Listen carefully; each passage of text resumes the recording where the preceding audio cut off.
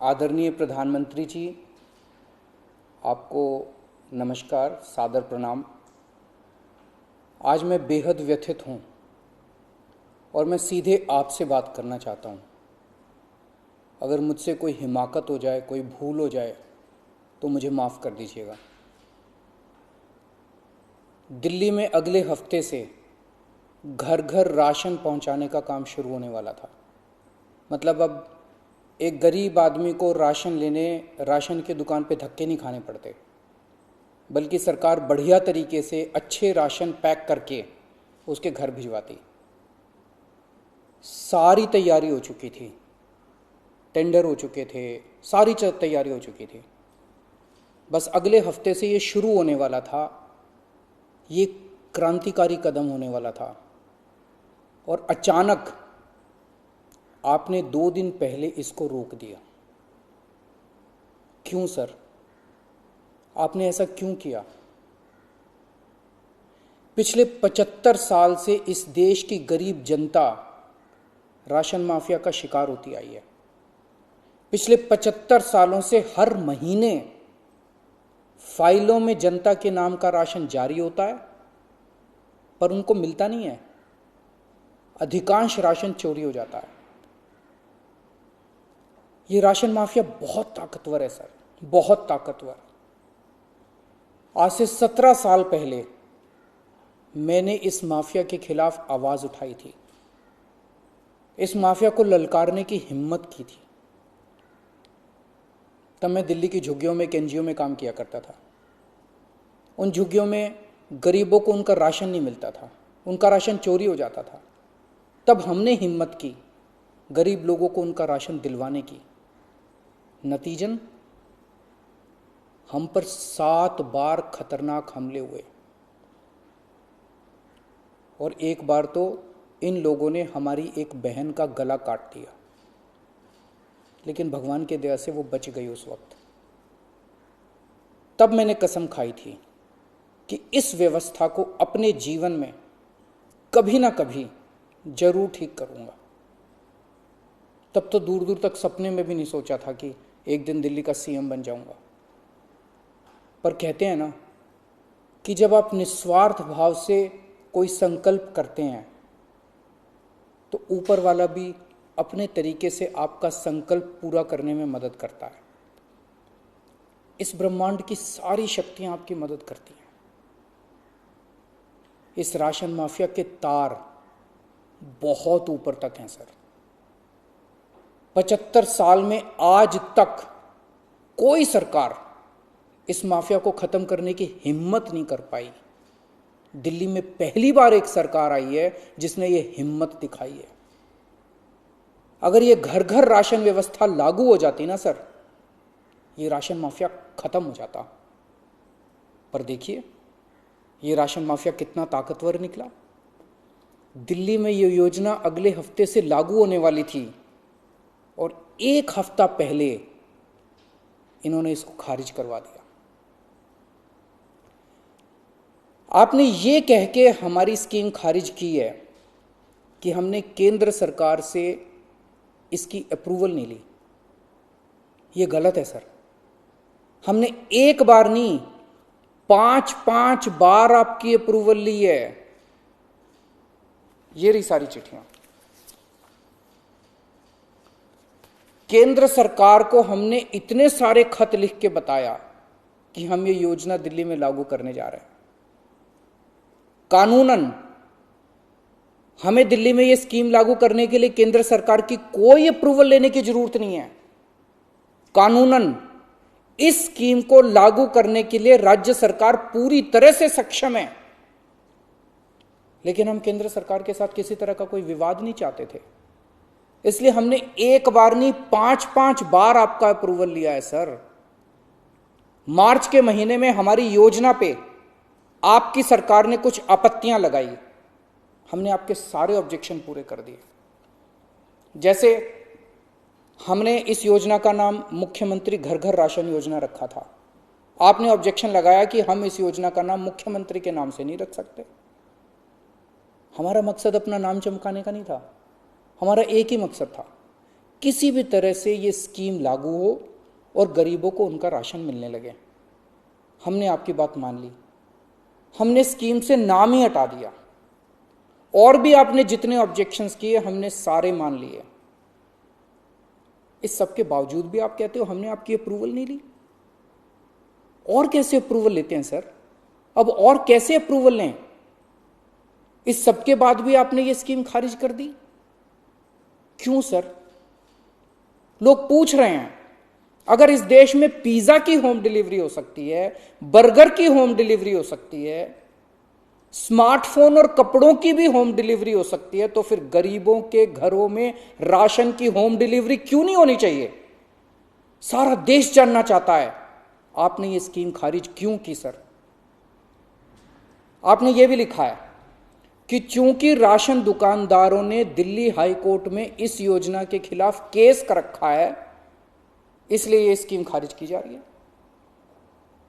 इस बात पे आप स्कीम कैसे खारिज कर सकते हैं? ये राशन दुकानदार इस योजना के खिलाफ हाई कोर्ट से स्टे लेने गए थे, हाई कोर्ट ने इन्हें स्टे देने से मना कर दिया। जब हाई कोर्ट ने इन्हें स्टे नहीं दिया तो आपने इस स्कीम पे स्टे कैसे लगा दिया? आपको इन राशन वालों से इतनी हमदर्दी क्यों है? अगर आप राशन माफिया के साथ खड़े होंगे सर, तो इस देश के गरीब लोगों के साथ कौन खड़ा होगा? दिल्ली के उन 70 लाख गरीब लोगों का क्या होगा जिनका हर महीने ये राशन माफिया राशन चोरी कर लेता है? उन 20 लाख गरीब परिवारों की कौन सुनेगा? और एक बात, उस हाईकोर्ट के केस में केंद्र सरकार भी पार्टी है। कोर्ट में केंद्र सरकार ने अपना जवाब दाखिल किया है। क्या कहा है कोर्ट में केंद्र सरकार ने?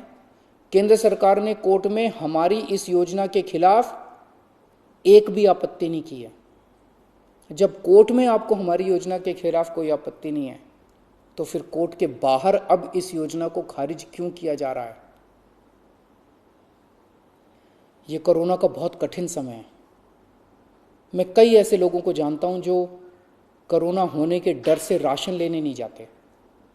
राशन दुकान पे भीड़ लगती है, लोगों को लगता है कि अगर वो राशन लेने गए तो उन्हें कोरोना हो जाएगा।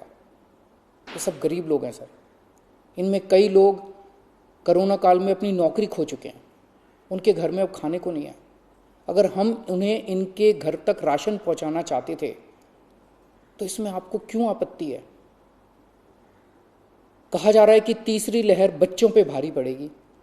अगर उनके माता पिता को राशन दुकान पे भीड़ की वजह से कोरोना हो गया तो उनके बच्चे भी तो फिर कोरोना ग्रसित हो जाएंगे। मुझे तो लगता है सर कि कोरोना काल में केवल दिल्ली ही नहीं बल्कि पूरे देश में घर घर राशन योजना तक या घर घर तक राशन पहुंचाने की इस योजना को लागू कर देना चाहिए। ये दुकानें सुपर स्प्रेडर हैं।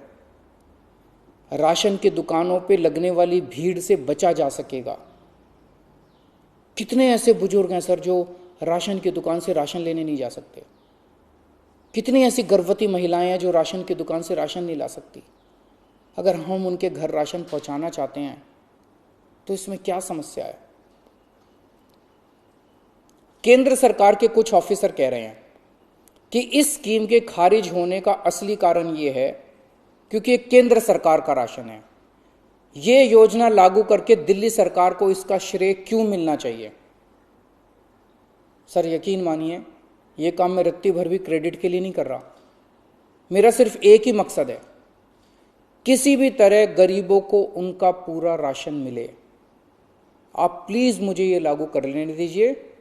सारा क्रेडिट आपका, सारा श्रेय आपका। मैं खुद सारी दुनिया से कहूंगा खड़ा होकर कि ये योजना मोदी जी ने लागू की है। और फिर ये राशन ना आपका है ना मेरा है। ये राशन ना आम आदमी पार्टी का है ना भाजपा का है। ये राशन तो इस देश के लोगों का है और इस राशन की चोरी रोकने की जिम्मेदारी हम दोनों की है। इस वक्त देश बहुत भारी संकट से गुजर रहा है। ये वक्त एक दूसरे का हाथ पकड़ के मदद करने का है। ये वक्त एक दूसरे से झगड़ने का नहीं है। लोगों को लगने लगा है कितनी मुसीबत के समय भी केंद्र सरकार सबसे झगड़ रही है। आप ममता दीदी से झगड़ रहे हैं, झारखंड सरकार से झगड़ रहे हैं, आप लक्षद्वीप के लोगों से झगड़ रहे हैं, महाराष्ट्र सरकार से लड़ रहे हैं, दिल्ली के लोगों से लड़ रहे हैं, किसानों से लड़ रहे हैं। लोग इस बात से बहुत दुखी हैं सर कि केंद्र सरकार सबसे लड़ रही है। ऐसे देश कैसे चलेगा? आप हम सबसे क्यों लड़ रहे हैं? हम सब आपके ही हैं, हम सब भारतवासी हैं। ऐसे में हम सब आपस में लड़ेंगे तो कोरोना से कैसे जीतेंगे? हमें आपस में नहीं लड़ना, हम सबको मिलके कोरोना से लड़ना है। कल सब लोग अखबारों की ये हेडलाइन पढ़ना चाहते हैं, मोदी जी ने दिल्ली सरकार के साथ मिलके दिल्ली के हर गरीब के घर राशन पहुंचाया। ये पढ़ना चाहते हैं लोग टीवी चैनलों पे ये ब्रेकिंग न्यूज़ देखना चाहते हैं कि मोदी जी और केजरीवाल ने मिलके दिल्ली के लोगों के, गरीब लोगों के घरों तक राशन पहुंचाया। लोग ये खबर पढ़ना चाहते हैं सर, लोग ये खबर सुनना चाहते हैं। लोग ये नहीं सुनना चाहते कि केंद्र सरकार ने फिर से दिल्ली सरकार से झगड़ा कर लिया, कि केंद्र सरकार ने फिर से दिल्ली सरकार की एक और अच्छी योजना पर रोक लगा दी। मैं हाथ जोड़ के दिल्ली के 70 लाख गरीब लोगों की ओर से आपसे विनती करता हूं, सर प्लीज इस योजना को मत रोकिए, ये राष्ट्रहित में है, इसे होने दीजिए। आज तक राष्ट्रहित के सभी कामों में मैंने आपका साथ दिया। मैंने हमेशा कहा है कि राष्ट्रहित के किसी भी काम में राजनीति नहीं होनी चाहिए। अगर कोई विपक्षी पार्टी की सरकार भी राष्ट्रहित में कोई काम करती है, हम उसका साथ देते हैं। राष्ट्रहित के इस काम में आप भी हमारा साथ दीजिए सर। अभी तक की सरकारों ने देश के गरीब लोगों को 75 साल तक राशन की लाइन में खड़ा रखा। इन्हें और अगले 75 साल राशन की लाइनों में खड़ा मत कीजिए सर, नहीं तो ये लोग मुझे और आपको कभी माफ नहीं करेंगे। जय हिंद।